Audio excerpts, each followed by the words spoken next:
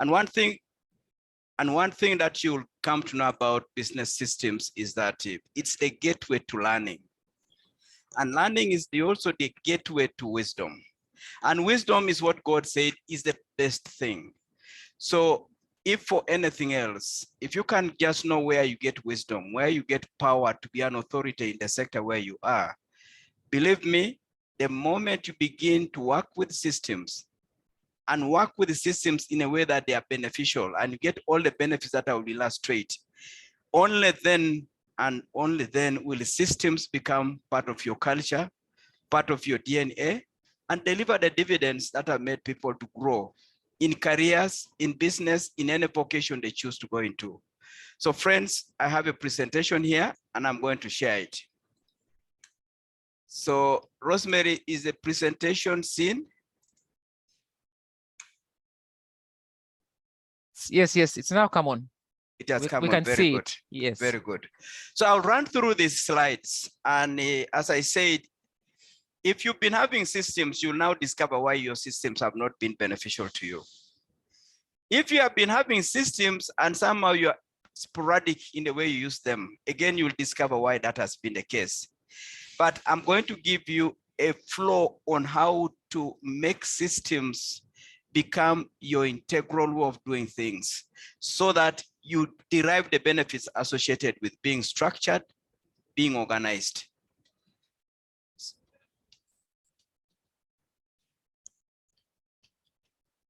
Just a minute, I want to make sure that my slides are moving.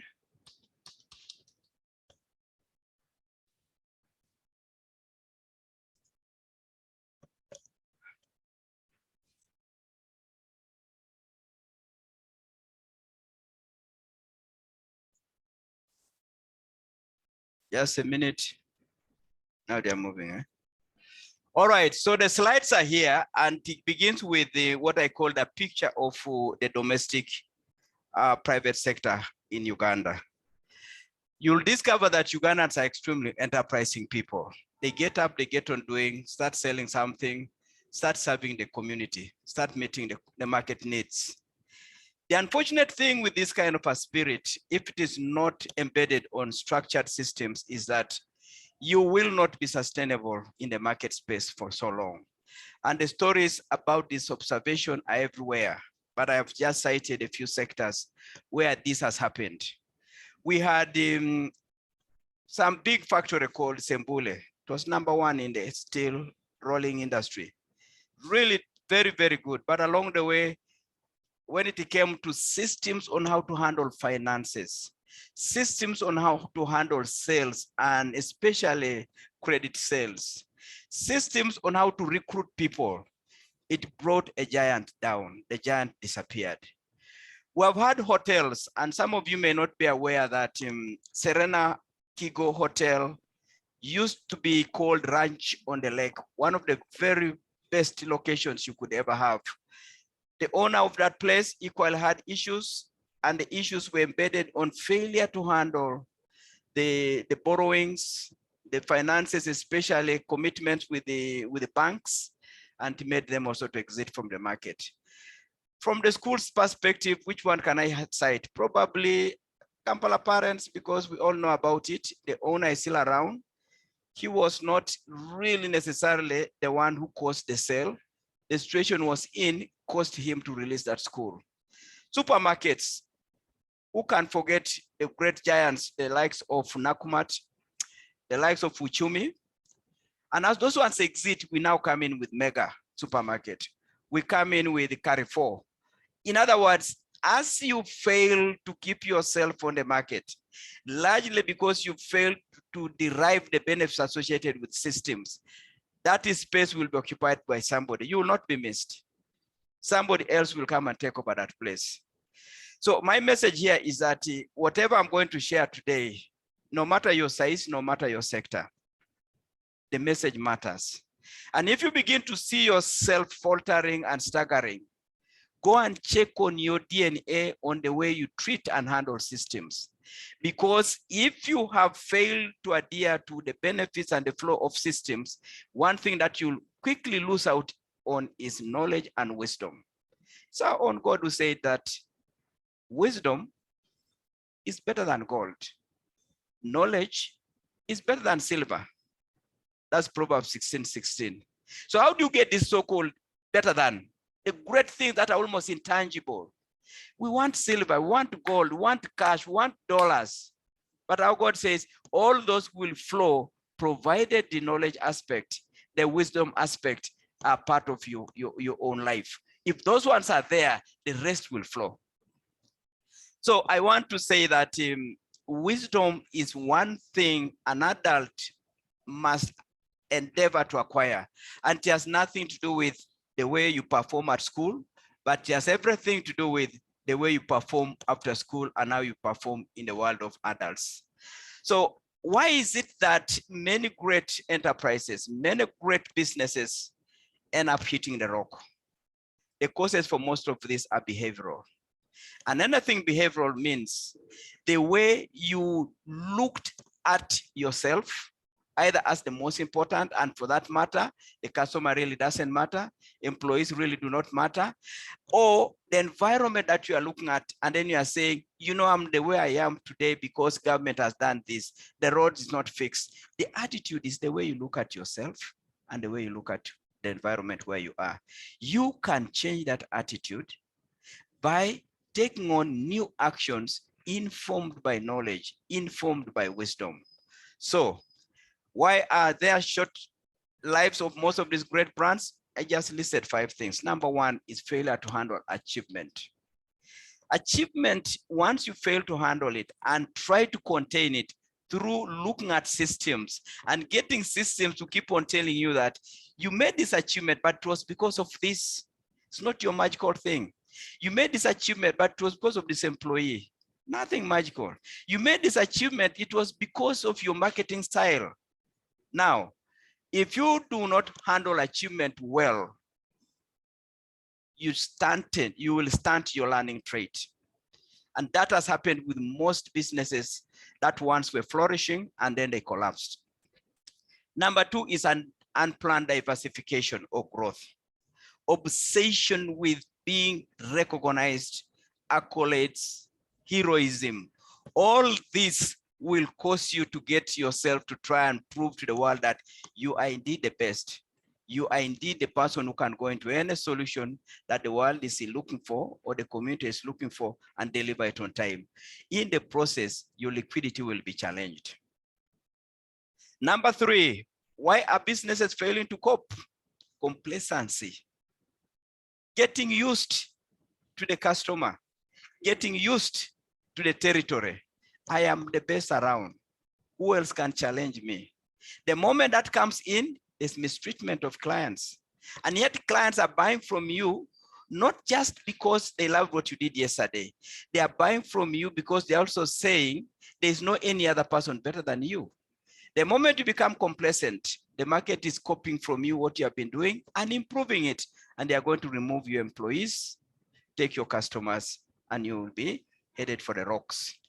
Number 4 cause of business failure is unclear structure, unclear policies and procedures. And this is at the center of the subject of today. So the effect of this is low morale, because today you give somebody this assignment, the next day you are giving another assignment, the same person to another assignment.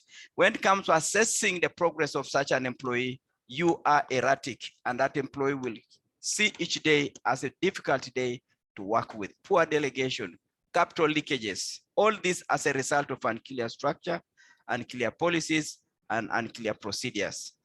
Obviously, as you have all those problems there, if you've been prominent, you're likely to take yourself to the banks because your cash flows will begin to have that kind of low liquidity. And the moment you have got low liquidity, and you used to be known in the public and even in the financial sector, you begin to run for loans. Loans, no matter the terms and conditions, you will be signing for them. And that will be the final nail, and a long one for the coffin for you to exit from the business.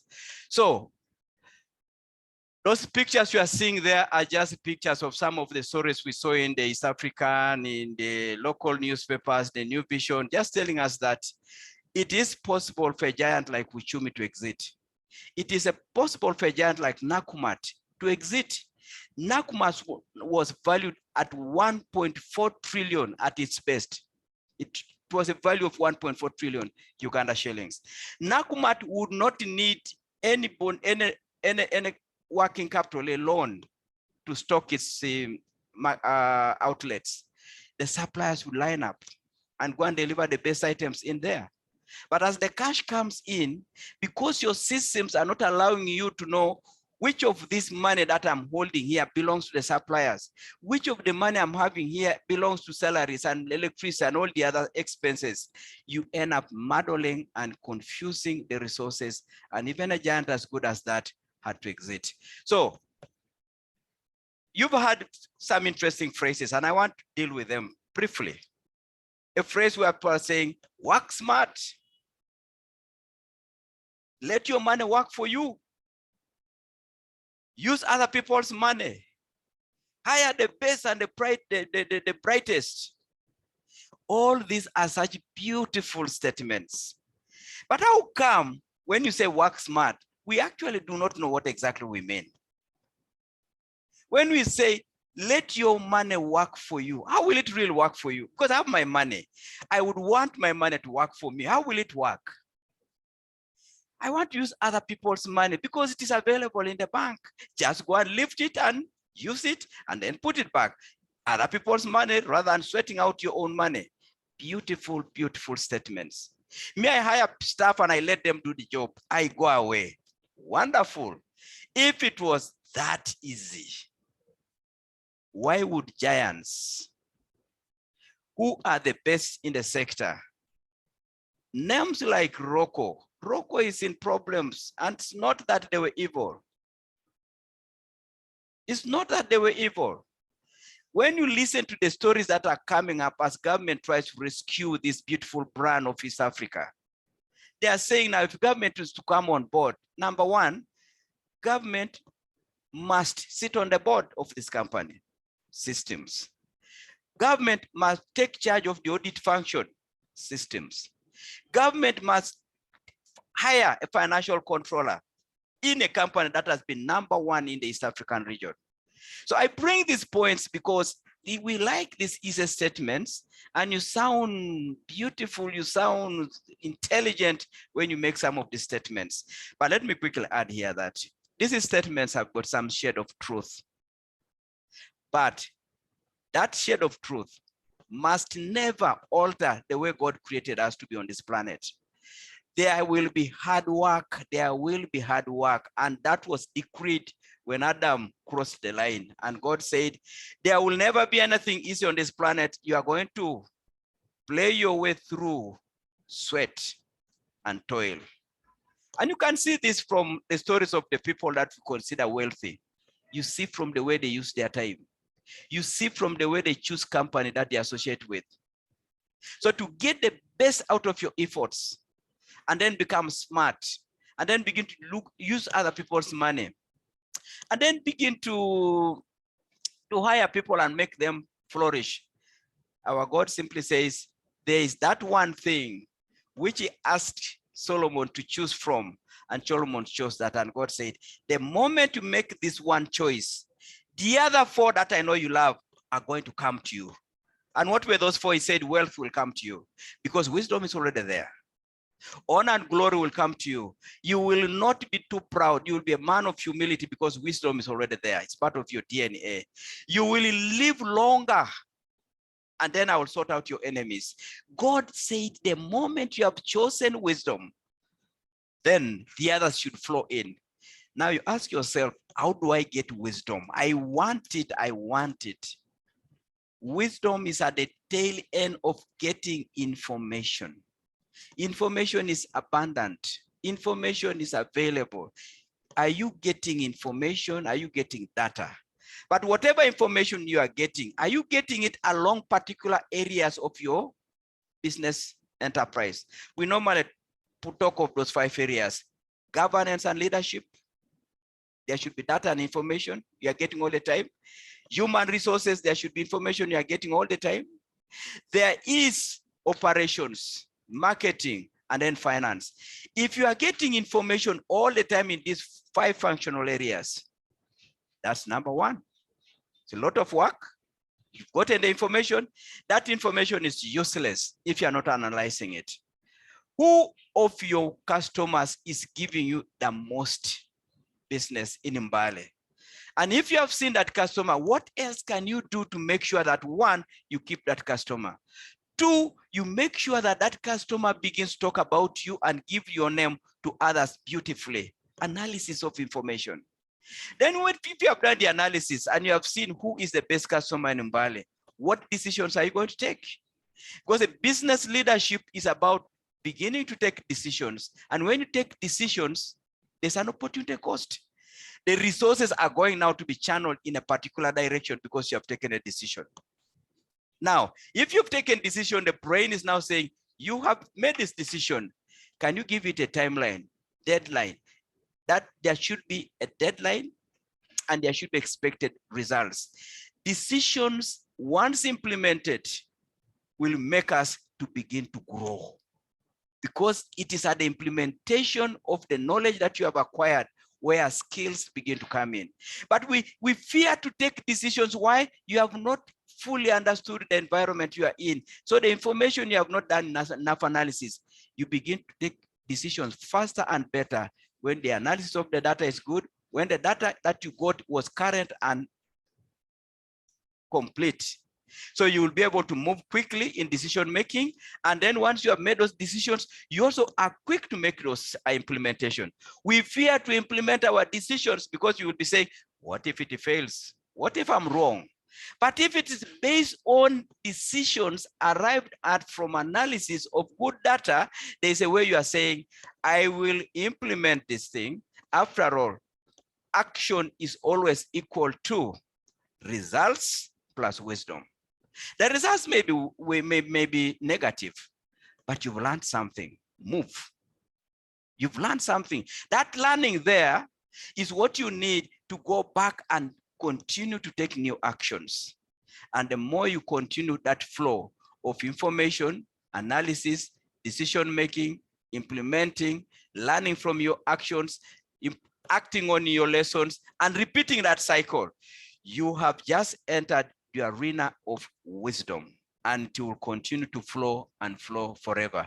So I want to just summarize very briefly that there are some 5 assets any business person must manage. And I'm bringing this list to just put you where information falls. The first asset is cash. The second asset we manage in businesses are the fiscal assets. Then there are the human resource assets. Then the last 2, time and information. And these last 2, the way you use your time and the information you acquire, whether it's complete and is current, is where you acquire the wisdom. And those last 2 are the differentiators among us business operators, and the most challenging for us in Africa. In Africa, we just wake up and do something and move. At Africa, when we lose 30 minutes, we say, no, not a big deal. Really, I'm coming at 10. Do you ever hear an African telling you that, oh, you know, I think I will come at 11:42? He will tell you 11:30, midday, 12:30, 4 o'clock. An African will not tell you the bus will arrive at 10:07. I've been to Geneva many times. Every stage of the train, they will always tell you the next train is coming at 11:02. The next one will be at 11:09. The next one will be at 12:04. Time and information, those 2, if we can master them, and we're going to master them through this process that I want to bring on board, which is the systems. But as I bring systems, many of you are saying, I have systems already. How come I've never been able to benefit from them? So this is what I'm now trying to address. Systems have different interpretations, but generally they are procedures, the way you do your things, the approaches, they're the kind of rules that you use to enforce your policies. You have a policy on staff recruitment. Now, how do you go about doing that recruitment? What are the approaches when you have recruited people for you to now nurture and grow employees? When the employees are on board, how do you actually assess their performance? systems, are procedures, are approaches. The common thing though about systems is that they must be consistent. You cannot use a policy of a certain approach today, the next day another different approach with the same team of individuals. People will get hurt. Customers will not get a consistent solution. So systems must have consistency in application. If you do that, that's where brands begin to get built. And ultimately, the customer becomes the beneficiary, and they will always be getting a constant test of solutions from you. You've seen when you go to KFC, you have seen when you go to cafe, there's some way of consistency of what you will end up eating in those places. The painful thing about systems, and I warn you about this, because whatever you are hearing today, you may say, sounds good. How come I can't do it? The point is that in the beginning, systems are disruptive. And sometimes you feel they stifle creativity. You used to do things, you just get up to do this and proceed. Now systems are saying, no, no, no. Start by ensuring that the egg is broken properly, the yolk is separated, and you have warmed the plate or the pan. Begin the beginning disruptive. You just want to come in, do something and move. And also systems are dull because they are not seen in public. They are behind the scenes kind of operation. Those things that you do and they are embedded in the machinery of delivery of a solution. Now, because they are right at the back there, nobody claps for you for having used those systems. And because of that, you feel, really, why continue with something that nobody is interested to know? But ultimately, the customer will give you a statement that will make you know that whatever that statement is, it came as a result of consistent application of your systems. However, even when systems have been embraced and they are serving what you feel they should be serving, systems require continuous improvement. They may even require an overhaul, because whatever is man-made can always be broken and breached by man. So as you work on your systems and then you get information that tells you that, by the way, this thing is no longer working the way it used to work, take another decision, alter the system. And that's the power of getting information and flowing through with analysis, implementation, and then learning from what you have implemented and then continuing to take those actions. So why take effort to go for systems? You go for systems because there are 6 benefits. And those benefits, I've summarized them as the 6 Ds. The moment systems are functional, they allow you to delegate. You are delegating with responsibility. Many of us are saying, you know, my people cannot do anything when I'm not here. Delegate with responsibility, meaning the person you gave assignment to do, ultimately you are part of the responsibility for that outcome. And now, because the systems will tell you that this fellow is not doing well, you'll learn their strength, you learn their weaknesses. Where they are strong, you compliment them. Where they are weak, you give them feedback and you nurture them. Systems will allow you to delegate. That's when you begin to talk about SMART. Systems will create discipline. You've heard people saying, separate yourself from, you need to be consistent in the way you are doing your things. Ad hoc approach to decisions and actions is so frustrating to employees, very frustrating to customers, very frustrating to your suppliers. And these are key stakeholders in any business. So if you want discipline, put systems in place, where you are saying any supplier who has supplied must be paid within 14 days. And if there's a reason why they should not be paid, on the 12th day, inform them before the 14th day when they're expecting to receive the money. Discipline. Number 3, it will enable you to separate yourself from the business. You will distinguish yourself from the business. People have kept saying, separate yourself from the business. Beautiful, how do I do it? I wish I could separate myself from the business. How do I do it?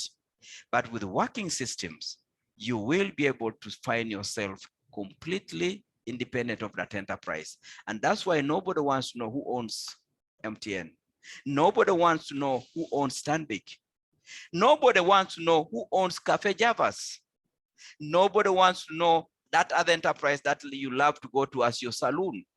Because the systems have brought the thing to work so well that the owner can go on holiday, let him disappear wherever he wants. He can follow the thing and know that yesterday all went well. He will follow the thing and know that yesterday there was a problem with electricity. Yesterday there was a problem with the supplier. Systems also will allow business destiny to be pursued with focus. Destiny, focus, vision are key in an enterprise, because without that vision, you get excited about yourself. And actually you begin to feel the business is really you. The vision of the entity now is out of picture. When systems come in, they have a strategic plan, strategic direction. And there is a way the strategy is followed and implemented. Business deliverables are clearer. That's the goals now. You have a vision, but you need goals, the deliverables. Those also begin to become easier to understand and to pursue consistently across the business machinery. But benefit number 6 is that there is continuous development for the entire team. And this is key. The moment systems are delivering reports, which reports are informing you about what we need to do, which decisions we need to take, there's development for everybody. Everyone. So those are the benefits about systems. Let me now give you a picture on how systems actually begin to embed and become part of your daily life. For that to happen, the first point I put on that slide says you need to develop a records and information culture. Everywhere as you move, you are looking for information and records regarding your territory of business. You are passing in a street and you are an owner of, let me say what, an owner of a restaurant, but you find people are gathered in a particular restaurant. It's a small space, but people are overflowing. That's time to check what is happening here. The place is tiny. Everyone is lining. People are even going up to outside, but the next restaurant is empty. Be interested, develop a records and information culture. You are into restaurants, and where you pass, your eyes are looking for nothing but for restaurants. And in so doing, you are trying to gather something in there that will enable you to go and do something separately in your own business. So developing a records and information culture takes the following process. You need records and reports that are based on the systems you have and in the enforcement of those systems. You will have systems on human resource recruitment. You will have systems on production. You will have systems on marketing and customer care. You will have systems on handling finances. You will have systems on borrowing from the banks. You will have systems for debtors. All those, you must have reports and records associated with those systems. Those reports must be complete, up to date, and have somebody responsible for their production. I'm now taking you inside how to make sure your systems work and deliver the 6 Ds that I've just mentioned. For you to delegate, for you to develop your team, all those, for you to separate yourself from the business. Let the records and your reports be complete, up to date, and with a particular person for each report or records. Having produced the records, the next job is you must have time for analyzing those records. There are some records that are analyzed on a daily basis. For example, cash.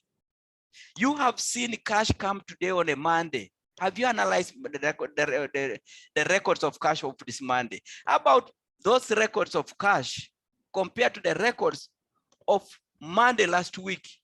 Are they consistent, or the other Monday was better? If the other Monday was better, did you have the same employee, or it was 2 different employees? If there are 2 different employees, what decision are you going to make out of what you have just analyzed? Friends, I must say this. Many of us will say, I have systems. I have records. The main thing that makes many of us fail to benefit from this thing is one, analysis. And there must be routineness in it. If those records are records of a daily basis, they must be looked at on a daily basis. There are some of a weekly nature. There are some of monthly nature. And all of them, you analyze them for trends. You analyze them for some outliers. Banks do this on a daily basis. No matter how many transactions a bank will have in a day, by the time they close that bank, that branch, that whether the branch is in Soroti, Moroto, Kisoro, wherever, it must, by the time it closes, have everything balanced, everything analyzed. Now, use the trend analysis to make business decisions. I've just illustrated that one. The Monday of this week and the Monday of last week are different. Where is the issue? You did the analysis and you discovered this week where you have done well, it was Mary. Last week when you didn't do well, it was John. Where is the issue? How come the two are different? It may not be that John is bad, but John can explain what happened on that day. And when he does that explanation, you want to relay that explanation to the situation of Mary to see its value. Now, the moment decisions have been arrived through good analysis of good information, the next thing is easy, implement.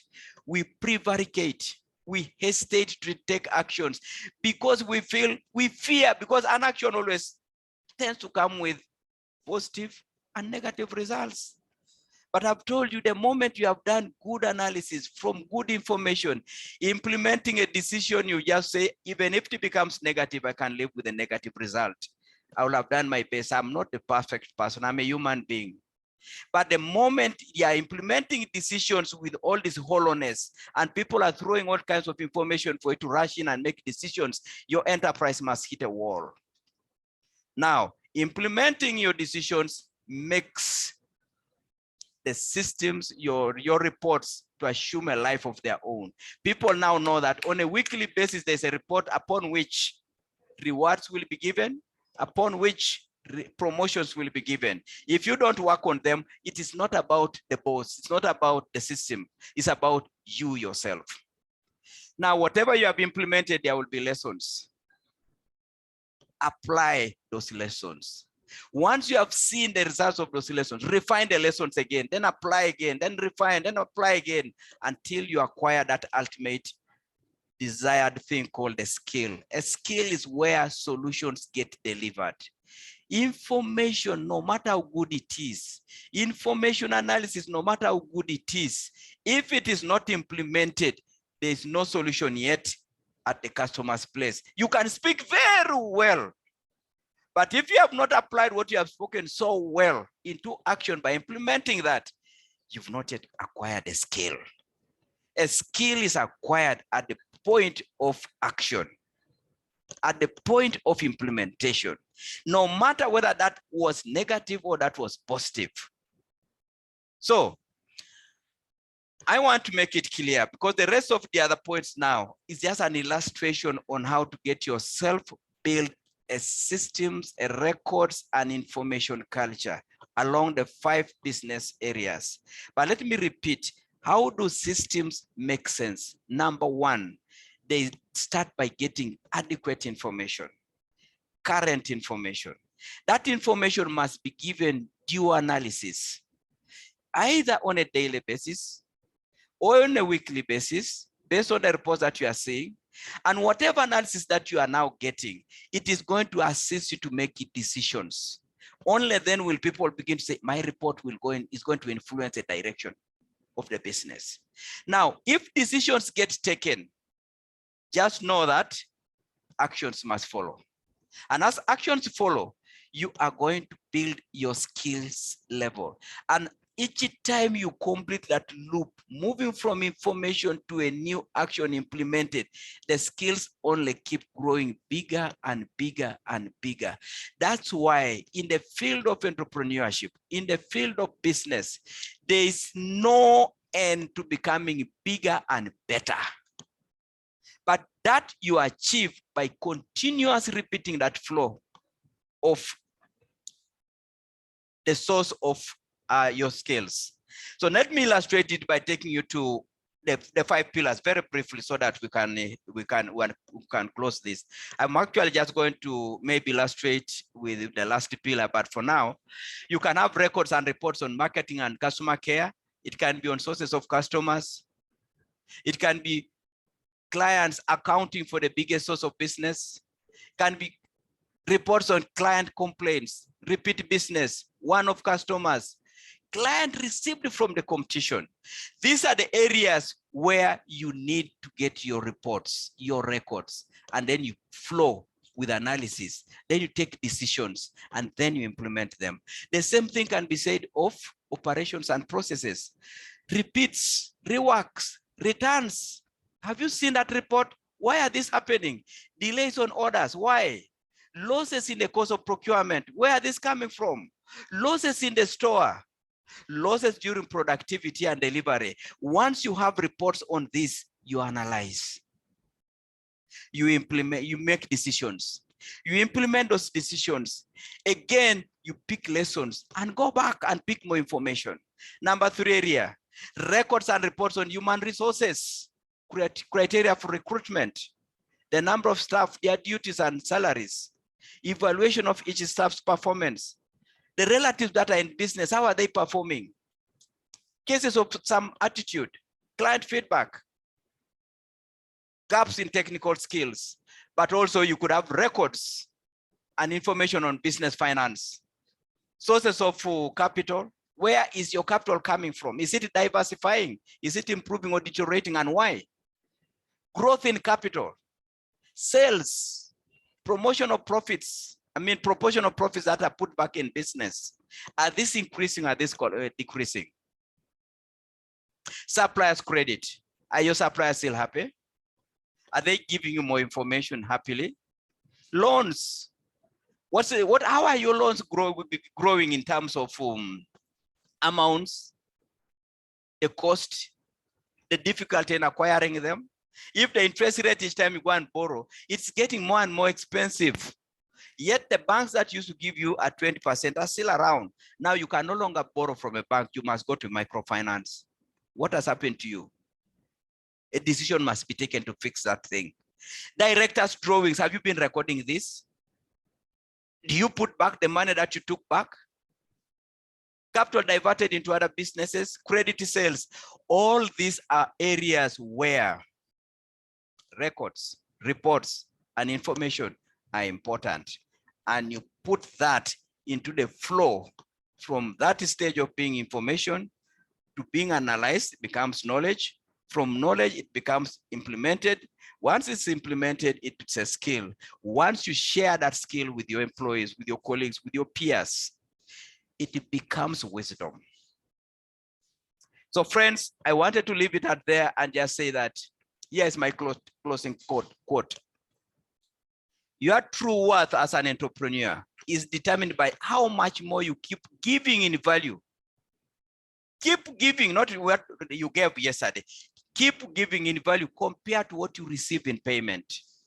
And you can keep giving more value so long as you keep getting more information and better ways of serving that customer efficiently, in time, and even adding things that they even never expected.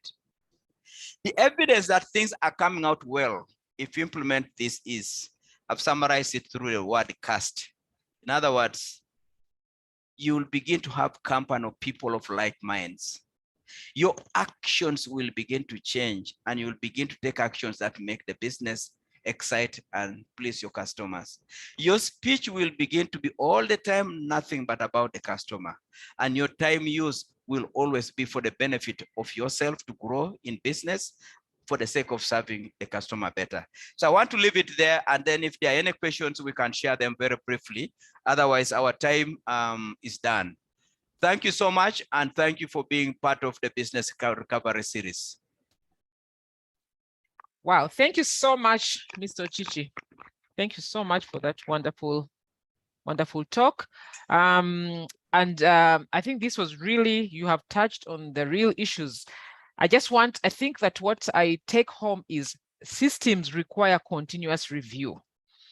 But also, Mr. Ocici has also mentioned that systems generate information for you. But if you don't use that information, then your business, then you're not actually taking advantage of systems. And so systems are very important, but the information that the system generates, you must analyze for trends, and therefore, based on the analysis, make informed decisions. So that was really very important. But also the business, our business, any business is built on 5 pillars. We all know the 5 pillars of our business, but those 5 components need to work harmoniously. Your finance, your strategy, your human resource, your marketing, your operations. The 5 pillars of business need to work harmoniously for the business to be able to function optimally. And so systems enable those pillars to work harmoniously. And we need to pay equal attention to the 5 pillars. So thank you so much, Mr. Ocici, for that very insightful presentation, and then the 6 Ds of systems and the importance of having business systems. And so I would like now to take this opportunity to take questions. We are now going into questions. So you can raise up your hand if you have a question.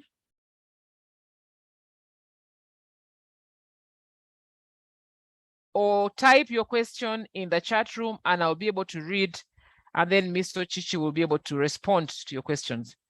So the floor is open. I'm taking questions.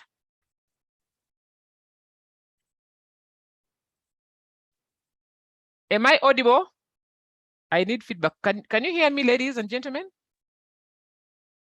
We can hear you. We can hear you. Yes, we can hear you.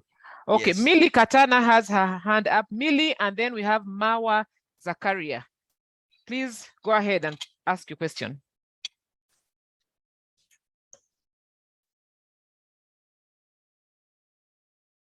As wait for Millie, Zakaria, you can go on the floor, and then Petronella as well. Your hand is up. Yes. Thank you so much, Charles, for the great and powerful session today.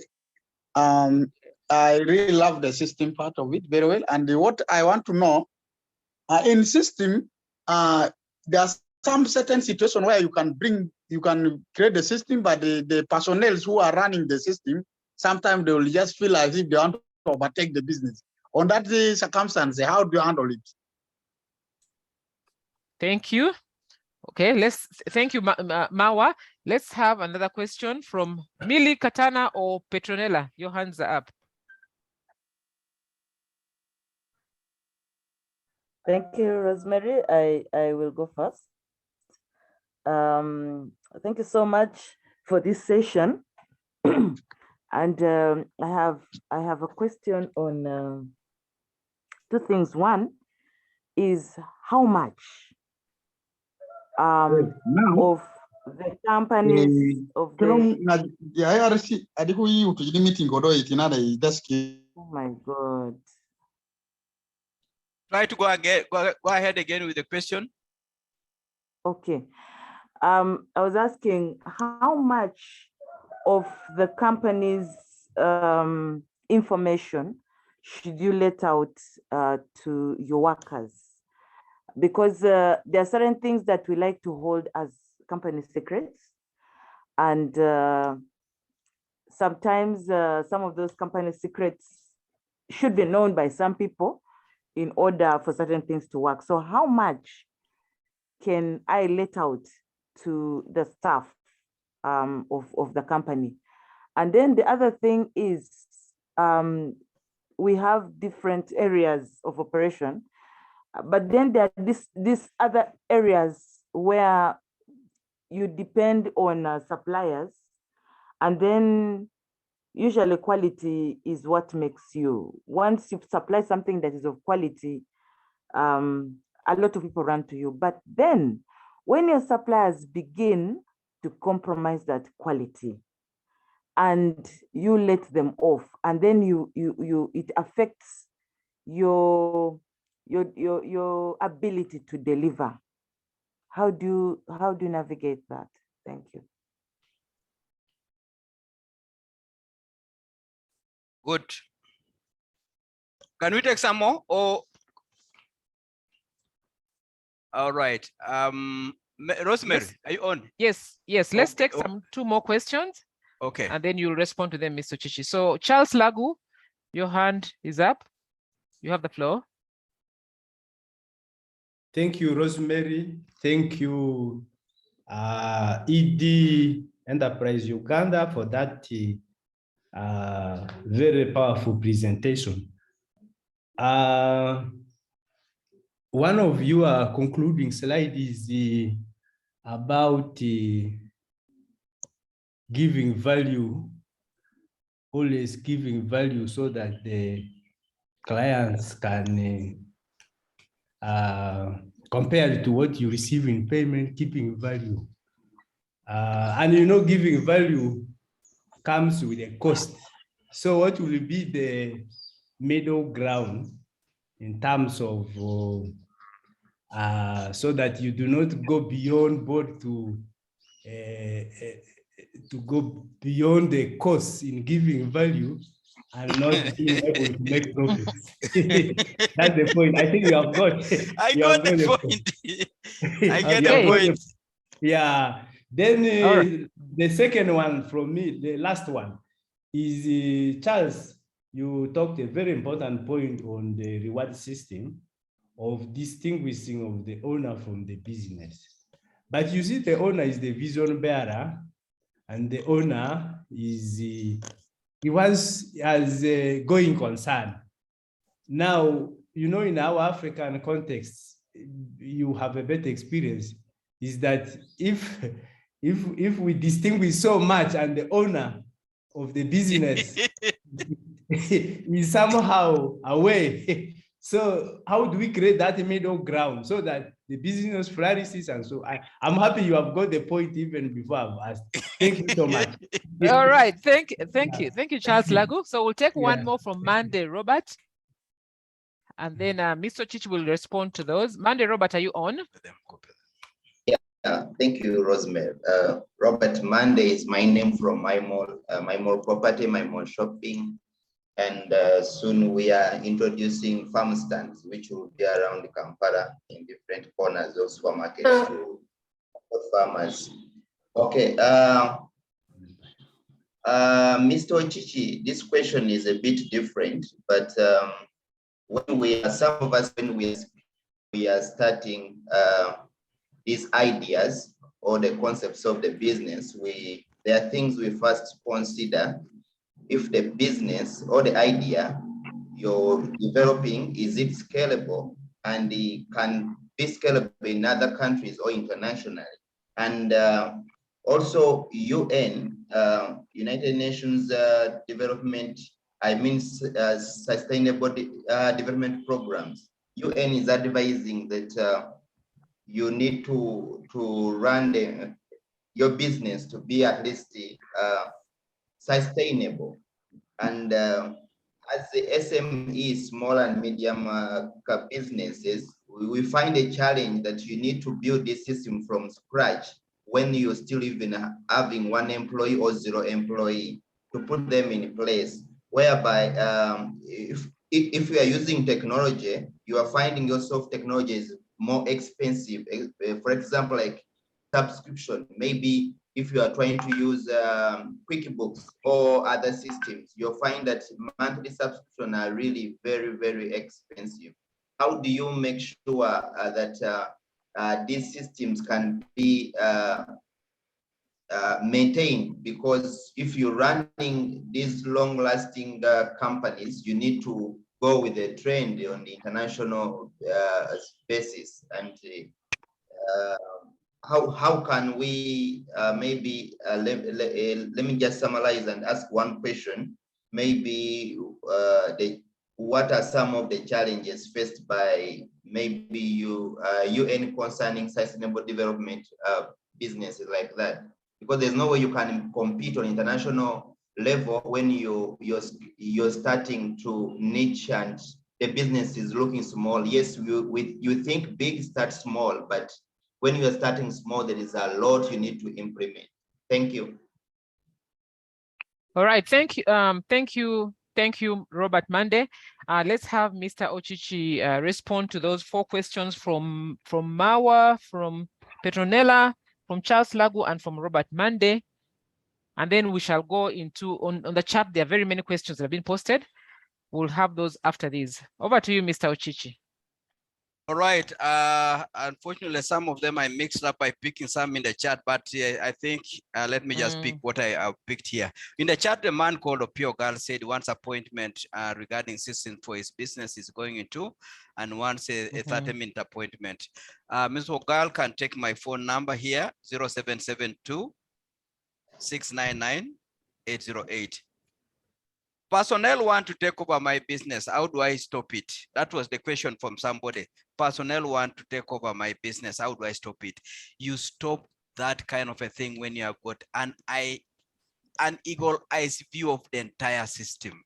And for that to happen, you must have systems from every section of your enterprise. The moment you have a blind spot somewhere, they will indeed take over your business and they will feast. By the time you begin to now have the headache, and that headache will come through when you think, I need to go and borrow to fix my problems. You are borrowing without knowing what caused the losses to happen, because you are not picking the right reports, the right information from particular sections of the enterprise. And if that doesn't happen, the personnel will indeed cause you problems.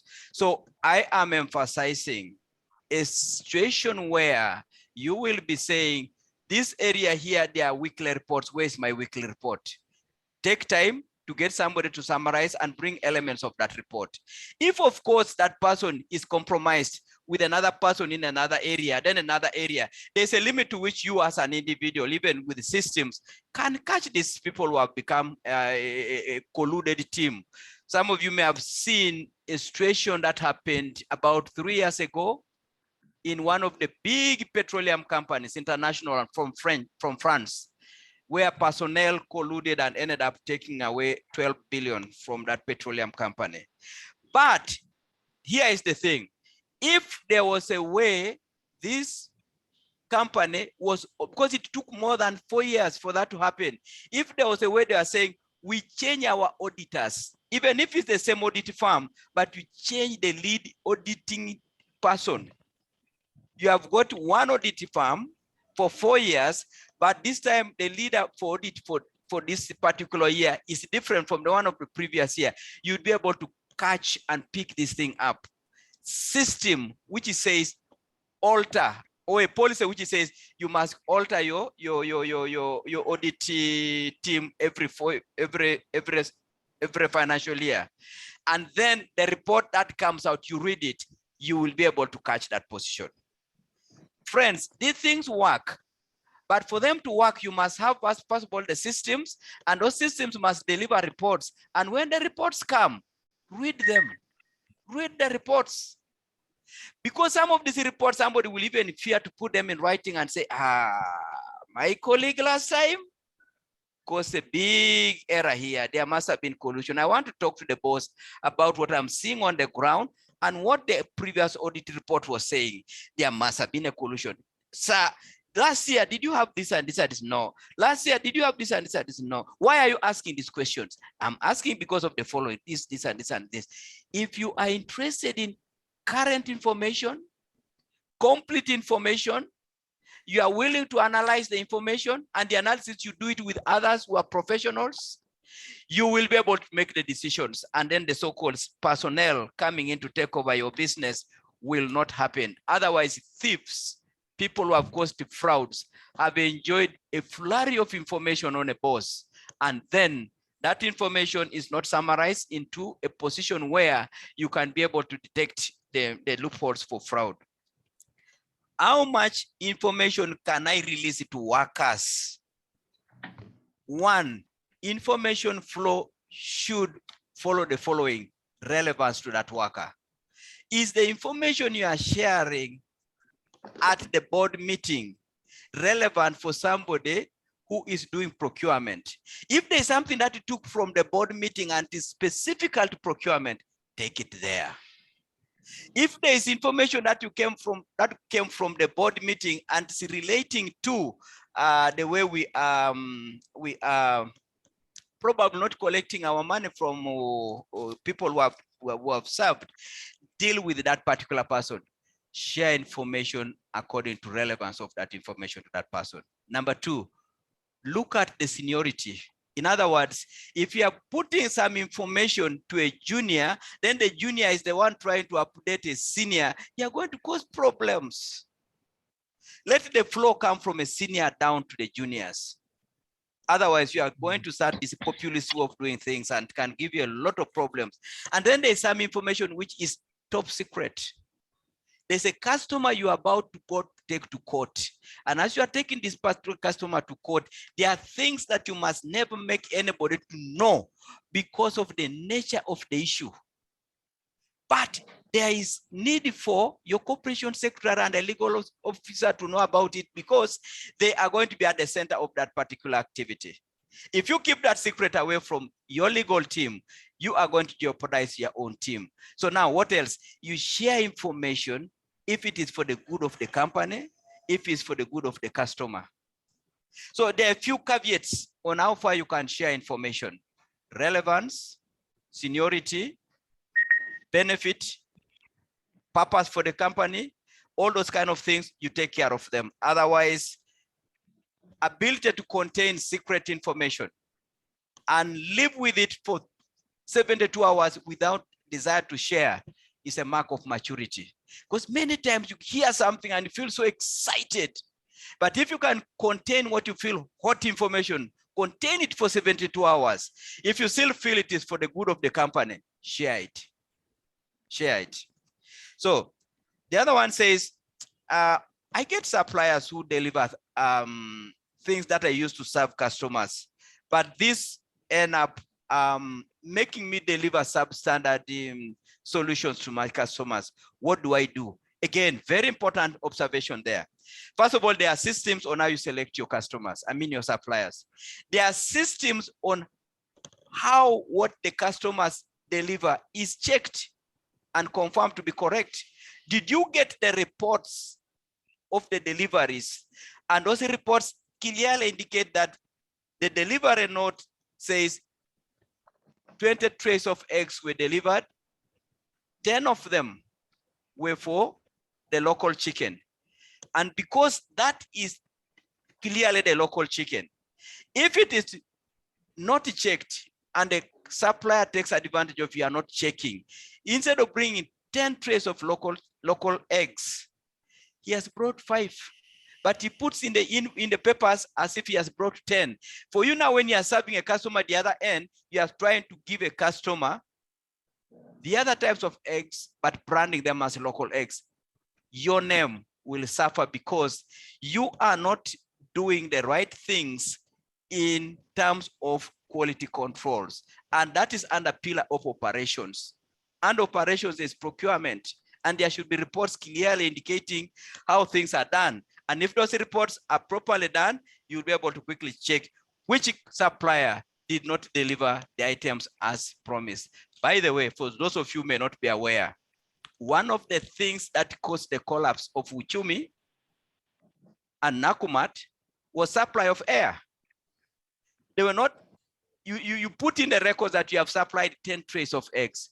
A director, a owner, one of the owners, because you are not more than one of the owners colludes with the financial controller to come up with records that are saying a certain picture. So again, it comes down to the way your systems are set up, the way reports are demanded, and then those reports are read and checked. Because even if the system has been breached and you want to check on the report should be able to bring it up and be able to pin and place the burden on a particular person. There is a person who is saying, keeping value, my friend, is something we'd all love to do. But at what point can I do this? Now, let's just put it this way.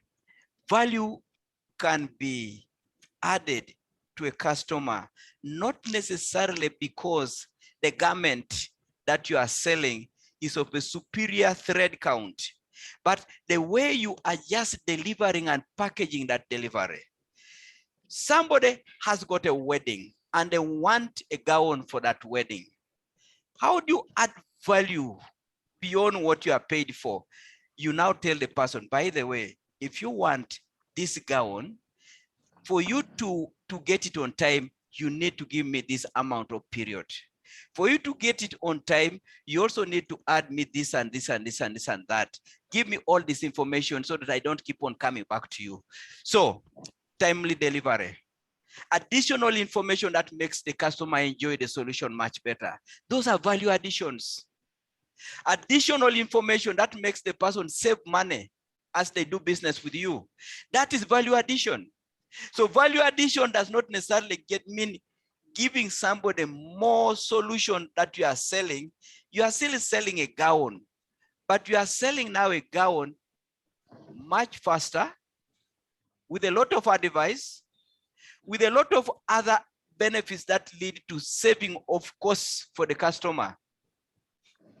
So value addition should never be misunderstood to mean expensive, but extra rewards that somebody gets for having interacted with you. And some of these extra rewards makes the customers to start speaking the language that we use to guide them to make the right decisions.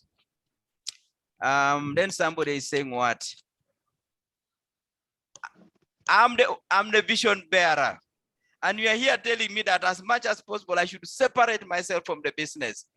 Again, I want, and I'm happy this question has been asked, because some people might think that separating yourself from the business means going on a holiday and just relaxing at a particular long area somewhere. It is actually the other way around. Separating yourself from the business simply means that when you are not there, there's clarity on what is being done at the marketing and the sales department. When you are not there, there's clarity on what's happening in the operations, procurement, storage, and everything department. When you are not there, there's clarity on how to follow up with a loan at the bank and then continue paying and servicing a loan you have already contracted. All those elements will be flowing in your absence. But because those elements are such time-consuming, mind-consuming areas, you now relieve yourself to have that ability to look at your enterprise in a bigger form. You can now start saying, okay, I'm now getting this kind of profits. Why can't I be thinking of opening the second branch? And you are thinking on that area as the team continues with their normal operations and running of this enterprise, as if you are with them all the time.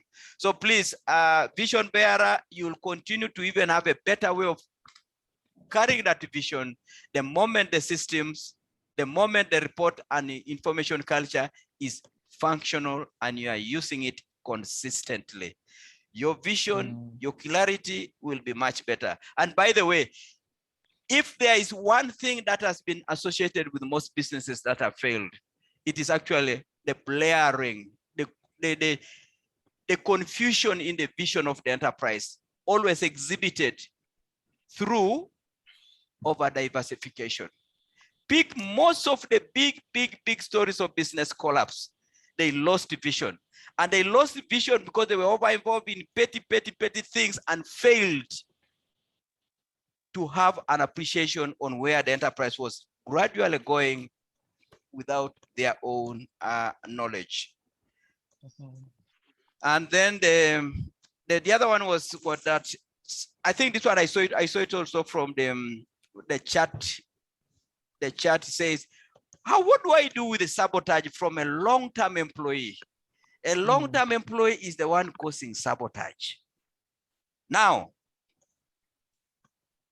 when you have systems, it means those systems maybe can also allow succession planning and capacity building. If that is part of the thing that you are concerned about and you feel that must be remedied, you now want to be seeing reports on how the reports to these senior fellows are actually picking up and they are doing a good job. Because sabotage from a senior long-term employee can be so destructive to young, enthusiastic, and creative talent. If you don't have a way of noticing this and getting reports that can enable you to treat this, you'll have a problem with this one. But on the other hand, you need to be able to say, you know what, all the long-term employees, I want to be seeing the following from you. And if you feel that it's not coming through, there will be a way your reports, your information will reach you, and then you'll use it to talk to the employee who is scared and feels the juniors are threatening him or her, because maybe this is just a false thing. There's always enough space for everyone, but this person might be thinking there's only one chair. Who tells you that if a business is not doing so well, we can create another department and another chair and another rank? World Bank has got a vice president for Africa, vice president for Southeast Asia, vice president, simply saying, please, if we are doing well and we are needed, let ranks not cause problems. But the question is taken and the solution is there. The other one which is related is that the key staff are the ones who are failing to follow systems. Now, if the key staff are the ones failing to follow systems, it shouldn't take long. It shouldn't take long. If the system is saying you need this report on daily basis, and a key staff is not delivering the report, you first work with the key staff. Find out why they are not doing it. Then again, until you discover and find out that, oh, seems there's an attitude problem here. Can we now get so and so to be producing this report? You now meet that key staff with an officer who reports to the key staff, but then you jointly agree that let Joyce take over the production of this report.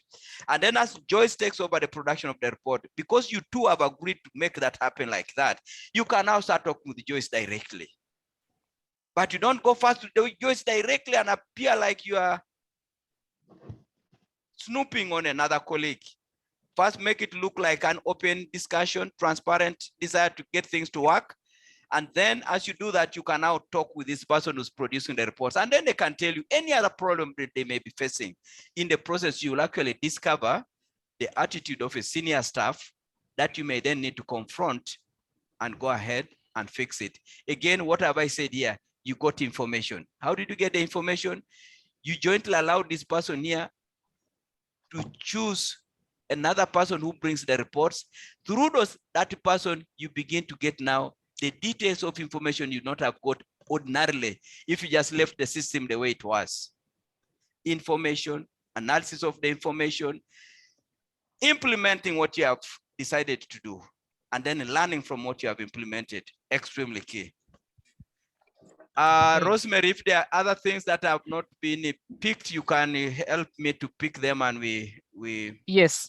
Yes, Mr. Mr. Ocici, thank you so much. There's a question from Daniel Baguma, which I think that you need just to touch on. He's asking, do I need an expert to help me set up right and effective systems in my business? And if yes, how do I get these people? That is Daniel Baguma asking. Let me read a couple of them. There's a question from Nkonge Sulaiman. He says, how can I strengthen the system that seems to be having, I think you responded, that's having a sabotage from a long-serving employee. That one you responded to. Can you help recommend some tools and resources to help us improve our business systems? That is Francis Philippa.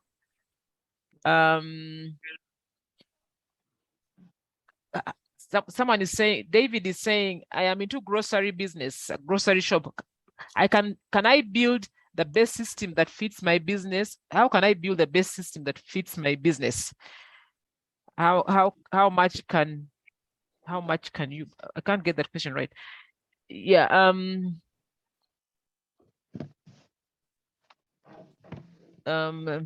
Another question from Nokia, that's a phone, I think, how to separate himself from the business. Again, the vision, I think that's related to the vision bearer, the business bearer syndrome. How can he separate himself from that? Are templates part of systems? It is Julius Masawa asking. Are templates part of systems? And struggling to read some of these. Templates part of systems and internal controls if the templates guide the whole team. That's from Julius Masaba. So I think you can take those. You can take those now. Right, then we wrap up. Okay. Yes. Do I need an expert to write systems? Yes, if you can afford and you can engage one. But you can start systems where you are, the way you are, even without you necessarily having to engage somebody else.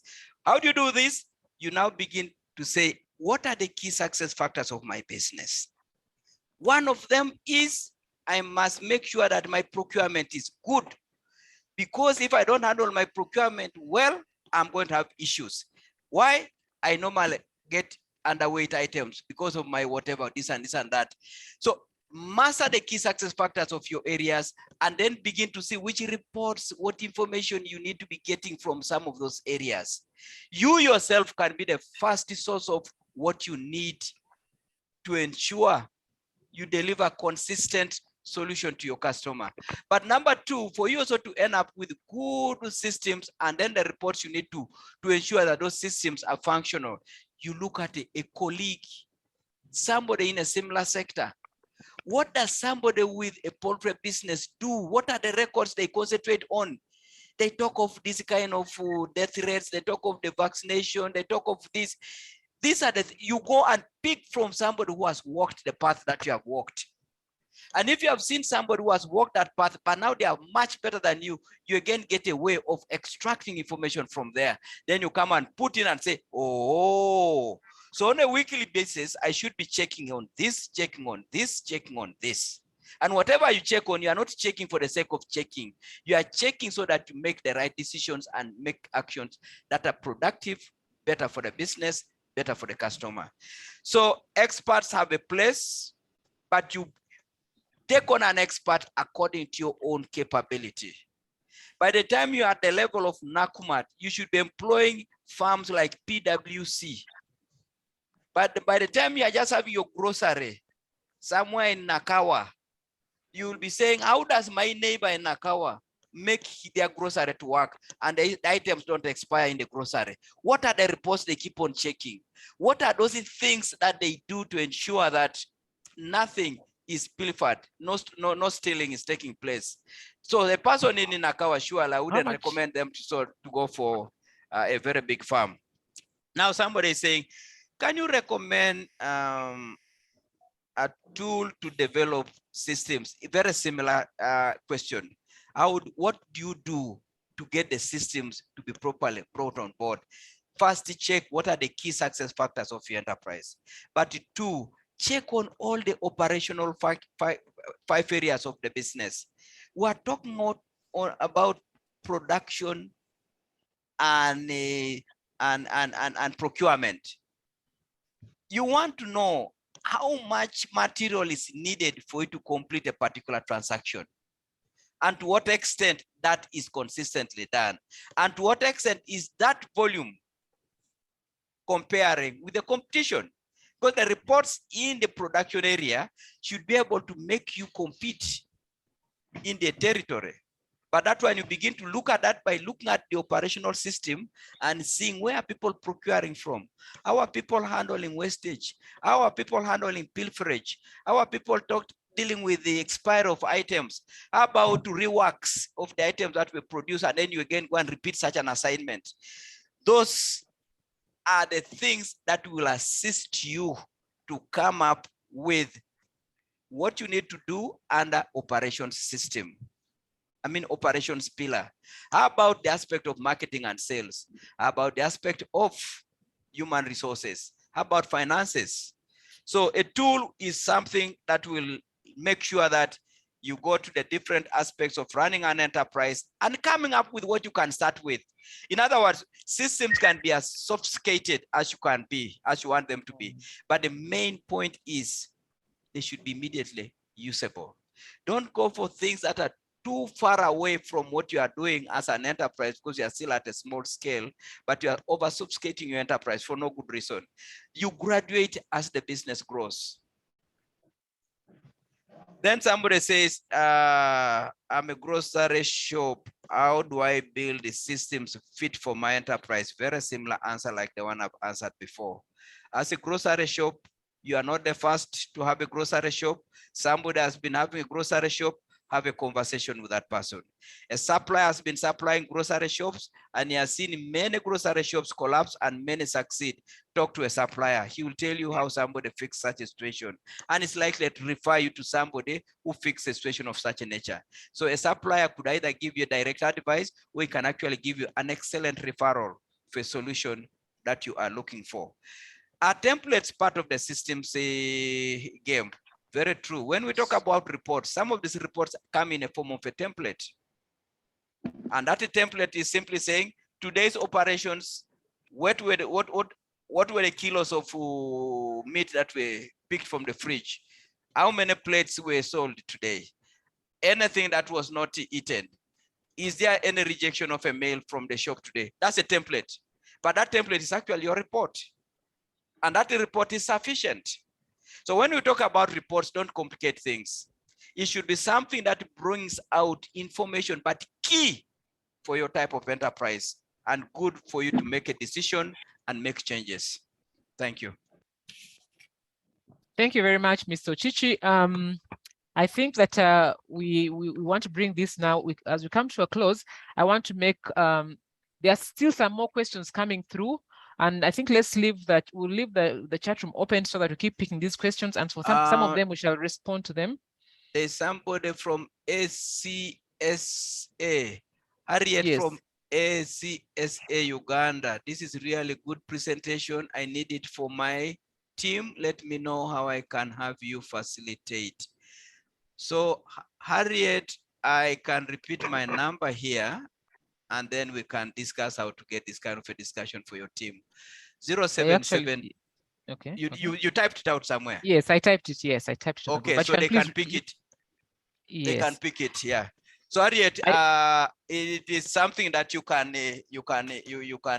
reach us on phone, and then we can liaise with you to get it to your team. And Mr. Ocici, can you take there's a question there. Is it advisable to have a supplier give credit, given that on credit, the supplier could give retail price and not wholesale price? There is always a price to pay for anything that you want to get.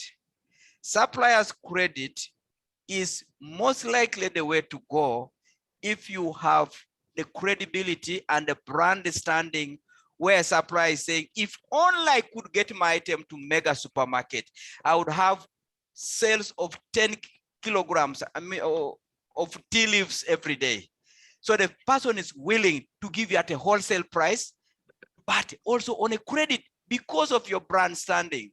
So if you are going to go for a supplier's credit and they are giving you at a retail price, but that is where you are in terms of brand standing for now, don't mind.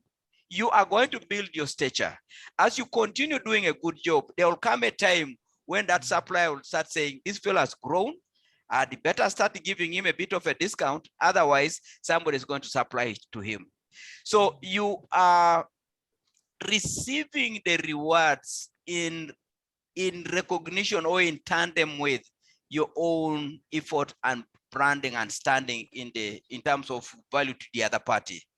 Otherwise, don't blame yourself when you're being supplied items on credit, but at a retail price. At least you have gotten the benefit of not going to get those items at a retail price with a bank loan. And a bank loan comes with no less than maybe 25%, 28%. So getting a retail price, but zero interest might be a better deal for now. So please just do that knowing that that's not a fixed position. You can get better as you continue doing a good job. Okay. Thank you so much, Mr. Ocici. Thank you so much, ladies and gentlemen, for tuning in. And I think that based on what Mr. Ocici has taken us through on business systems, we want the subsequent systems, we want to probably look at building systems in each of those pillars. And so we'll be communicating the next series. But I think we now need, because based on, I've seen questions where people want some practical help. How can I practically set up a system? Elizabeth Luwuge, please please mute your phone. We can hear you. Yes, so going forward, we're going to have series that are going to we're going to examine each of the 5 pillars and see what kind of systems do we need in each of those systems. And again, these are simple systems, like Ms. Ocici has said, don't have to complicate them. When we talk systems, we're not talking automation necessarily. They can be manual systems, but it's documented processes and procedures that enable the business to actually run, but also guide your employees to make sure that even in your absence, business actually runs based on the systems that you have created. A bit of announcements. I would want to share some announcements. One, to say, Elizabeth Luge, please mute your phone. Elizabeth. Thank you. We will be sharing every series that we have is recorded. So even this has been recorded, and we are going to share the recording. It's available on YouTube, but we are also going to send to your emails, share the link on your emails like we always do. And even for the previous sessions that you may have missed, please, you can find them on our YouTube, or you can actually request and we send the old ones to you. But we always do that. We send you the previous, we send you even the current one. Secondly, I would like to announce that we are planning to run an entrepreneurship training workshop. That is our signature product, where we train you to actually acquire the behaviors of successful business people, to improve your business, most importantly, to put systems in place. And so this it's a 1-week training. It's called the Entrepreneurship Training Workshop. It is going to take place from 7th to 12th of November this year, and at a fee of only 100,000 shillings. This is highly subsidized. And so registration is now open. And if you're interested, I'm going to ask my colleague who is online to send on your emails the registration form. So if you're interested, please pick it up, fill it up, and send it back, and then we shall arrange to take it on from there, invite you for an interview, and then you can be part of it. I highly recommend this for you, for your partners, and for your key employees. Please share this word around for the next entrepreneurship training. Only 100,000 shillings. Secondly, we also provide complimentary or free mentorship and business health check, where we come to your business to do a diagnostic. Now, for some of you who are saying, do I have systems? Are my systems working? What are systems? When we come and do this business health check, we actually assess and see what systems you have in place. So we end up with a report for you, a business health check report that is an X-ray of your business that tells you where your business stands at the moment. And then based on that, we can work with you to help you put in place the required systems. And so this is a complimentary service that we provide to you for being our loyal listeners and loyal clients. And therefore, if you're interested, again, you can, Derek, my colleague online, is going to share the link again on your email. You can either indicate, he's going to share the link both on the chat here, but also on email. So Derek, please upload the link for registration for the business health check, so that people can actually immediately go in there and sign up, those who want us to do a complimentary business health check for them. But if you don't have time for that, we still will share on your email. We'll share with you the recording of today's session. We'll share with you the registration form for the entrepreneurship training workshop, which is the ETW, and then we shall also share with you the link for you to sign up for the free business health check, a diagnostic of your business. Those are the 3 main announcements that I wanted to make. And so I think that I want now, if there are no other questions, I want to bring this to a close and to thank you so much for sparing your time to attend this session and acquire knowledge in big numbers, and to continue to promise you that Enterprise Uganda is your partner in business. We will continue running these business recovery sessions for you. We'll continue. We are open. Should you require any one-on-one session, Mr. Ocici has freely shared his mobile number. Please call him up if you want to meet him physically.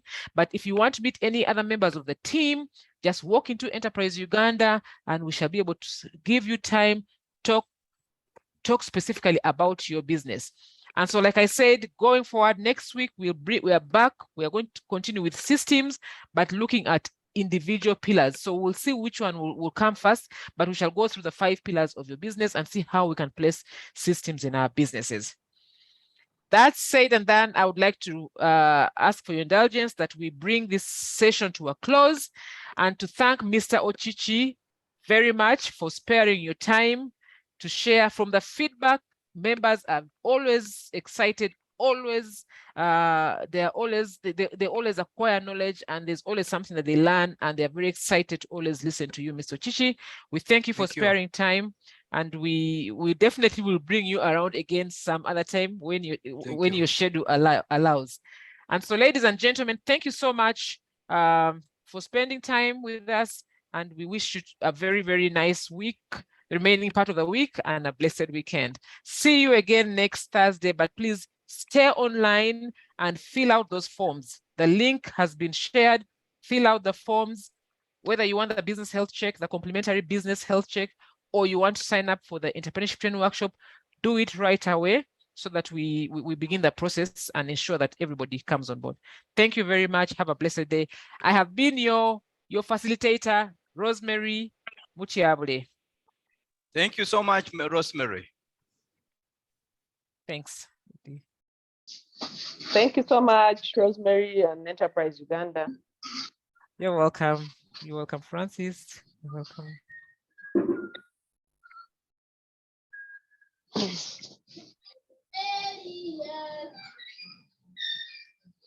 And just look in the chat room as you, for those who are still on, just look at who is in the chat room, what business opportunities you can get, which partners you can, whom you can connect with. All contacts are posted there. Hey, Rosemary, thank you very much. Enterprise Uganda. I'm Yusuf Sesang. I'm actually in Tanzania. Oh, wow, all the way. From Enterprise Uganda. Thank actually, you. I've been part of Enterprise Uganda for many years. Those Beautiful. days when you're doing it at the UMA, you know, that conference yes. many years ago. Okay. And I recommended quite a number of people, and you helped them. I really believe in what you do. Thank you so much. Thank you much, I would very like much to for that join feedback. that training in November. Please do. I think the link has been shared. If it's